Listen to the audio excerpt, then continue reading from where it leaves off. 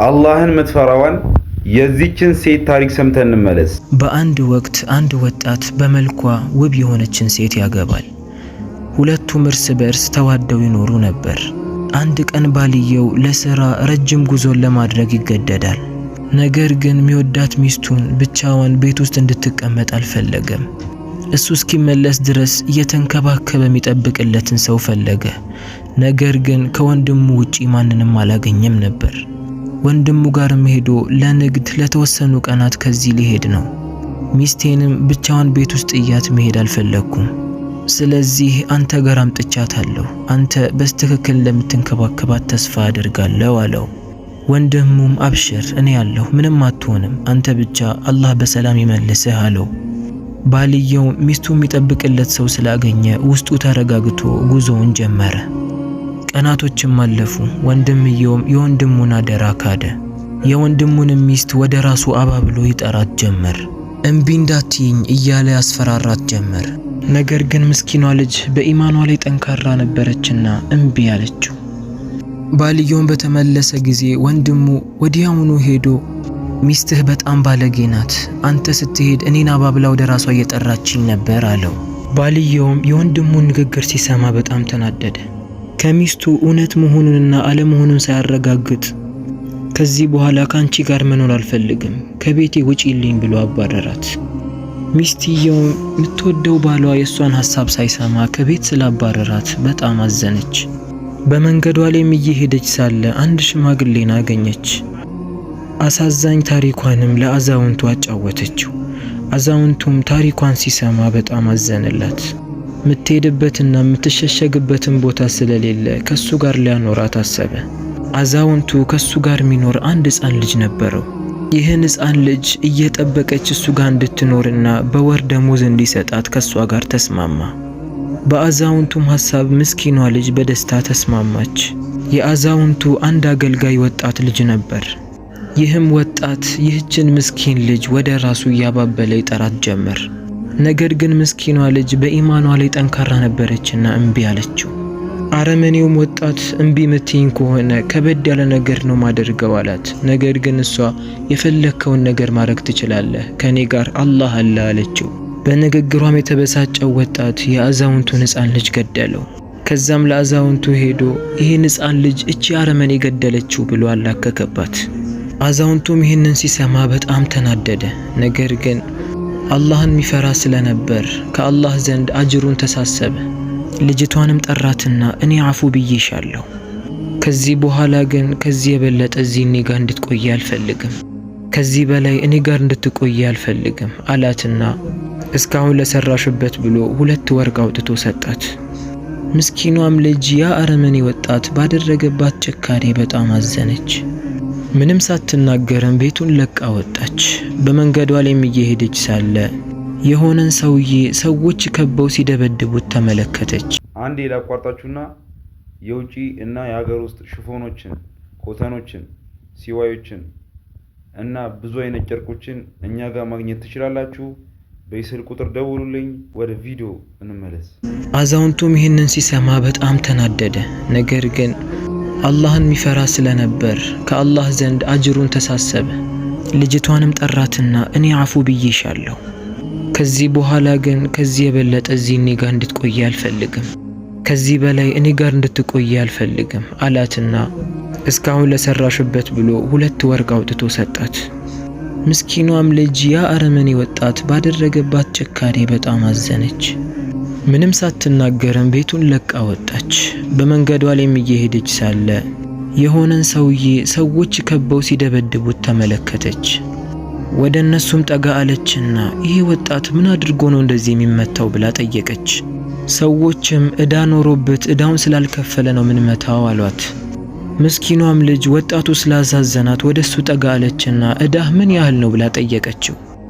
ሰውየውም 2 ዲናር ነው ብሎ ነገራት። ምስኪኗም ልጅ ምንም ሳታቅማማ ከሽማግሌው የተቀበለችውን 2 ወርቅ ሰጠችው። ይኸው ዕዳህን ክፈል አለችው። ሰውየውም ዕዳውን ከከፈለ በኋላ ወደሷ ጋር መጥቶ አመሰገናት። የኔ ጓደኛ ሆነሽ ከኔ ጋር መስራት ትፈልጊያለሽን አላት። ምስኪኗም ልጅ አዎ ብላ መለሰችለት። ወጣቱም የዚህ መንደር ሰዎች በጣም ከባድ ናቸው፣ ይህን መንደር ለቀን እንሂድ አላት። እሷም ምንም ሳታቅማማ በሐሳቡ ተስማማች። በመርከብ እንደሚሄዱ ነገራት። ወደ መርከቡን በደረሱ ጊዜ አንቺ ቀድመሽ ውጪ አላት። ከዛም ወጣቱ ወዲያውኑ ወደ መርከቡ ባለቤት ሄደና እቺ ሴት የኔ ባሪያ ናት፣ እንደምታዩት በመልኳ ውብ ናት፣ ልሸጥላችሁ ፈልጋለሁ አለው። ከመርከቡ ባለቤት ጋርም በዋጋ ተደራድሮ እዛው ሸጣት። ይሄ ሁሉ ነገር ሲካሄድ ግን እሷ ምንም አታውቅም ነበር። ምስኪኗም ልጅ ዞር ብላ ስትመለከት ወጣቱ በዋጋ ሲደራደር ተመለከተችው። ወጣቱም እሷን እንደ ካዳ ታወቀች። በጣም አዘነች። በሰውየውም ተግባር በጣም ተገረመች። በዚህም ልክ ሰውን ማመን እንደሌለባትም ገባት። ነገር ግን የአላህ ፈተና ነው ብላ አለፈች። የመርከቡ ሰዎችም ከዚህ በኋላ አንቺ የኛ ባሪያ ነሽ፣ ምንልሽን ነገር ሁሉ እሺ ማለት አለብሽ አሏትና ወደ ራሳቸው አባብለው ይጠሯት ጀመር። ነገር ግን እሷ እምቢ አለች። የፈለጋችሁትን ነገር ማድረግ ትችላላችሁ፣ ነገር ግን ከኔ ጋር ጌታዬ አለ አለቻቸው። ብዙም ሳይቆይ በመርከብ ላይ ሳሉ ትልቅ ማዕበል ተነሳ። መርከቧንም ያናውጣት ጀመር። መርከብ ውስጥ የነበሩት ሰዎች ሁሉ ሰመጡ። ከነሱ ውስጥ የተረፈችው ያቺ ምስኪን በአላህ የምታምነው ልጅ ብቻ ነበረች። የዛ መንደር ንጉሥ በዛ አካባቢ ላይ ይህንን እየተመለከተ ነበር። ከሩቅም ያችን ምስኪን ልጅ ሲመለከታት ወታደሮችን አዞ ወዲያውኑ እንዲያወጧት አደረጉ። ወደ ቤተ መንግስቱም ወስዷት እሷ እስክትነቃ ድረስ ይንከባከባት ጀመር። ምስኪኗም ልጅ ከነቃችው በኋላ ታሪኳን ሙሉ ለንጉሱ አጫወተችው። ንጉሱም በጣም አዘነላትና እሷን አግብቶ እዚህ መኖር እንደምትችል ነገራት። ምስኪኗም ልጅ ከብዙ ስቃይና እንግልት በኋላ አላህን ባለማመጿና ለአላህ ታማኝ መሆኗ ለዚህ ትልቅ ደረጃ ደረሳት። ቀናቶችም አለፉ። ንጉሱም በጠና ታመመና ወደ አኼራ ሄደ። ሰዎችም ያ ፈራጅ ንጉስ ስለሞተ በሱ ቦታ ተተክቶ ሚስቱ እንድታስተዳድር አደረጉ። በመካከላቸው የምትፈርደው ፍርድ ተቀባይነት እንዳለው አጸደቁላት። ይህችም ምስኪን ጀግና ሴት የከተማው ሰዎች ሁሉ እንዲሰበሰቡላት አደረገች። የከተማው ወንድ ሁሉ በእሷ ጋር እንዲያልፍ አደረገች። እያለፉም ሳለ ባሏን ተመለከተችው። አስቆመችውና ከፊት ለፊቷ እንዲቆም አደረገች። ቀጥሎም የባሏ ወንድም ሲያልፍ ተመለከተች። እሱንም ከባሏ ጎን እንዲቆም አደረገች። ያ አዛውንትም ሲያልፍ ስትመለከተው እሱንም አስቆመችውና ከፊት ለፊቷ አደረገችው። ያ እሷን የካዳት የአዛውንቱ አገልጋይ በእሷ ጋር ሲያልፍም ስትመለከት ከአዛውንቱ ጎን እንዲቆም አደረገች። አረመኔውም ከሰው እጅ ነፃ ያደረገችውም ወጣት ሲያልፍ ስትመለከተው እሱንም ከፊት ለፊቷ አቆመችው።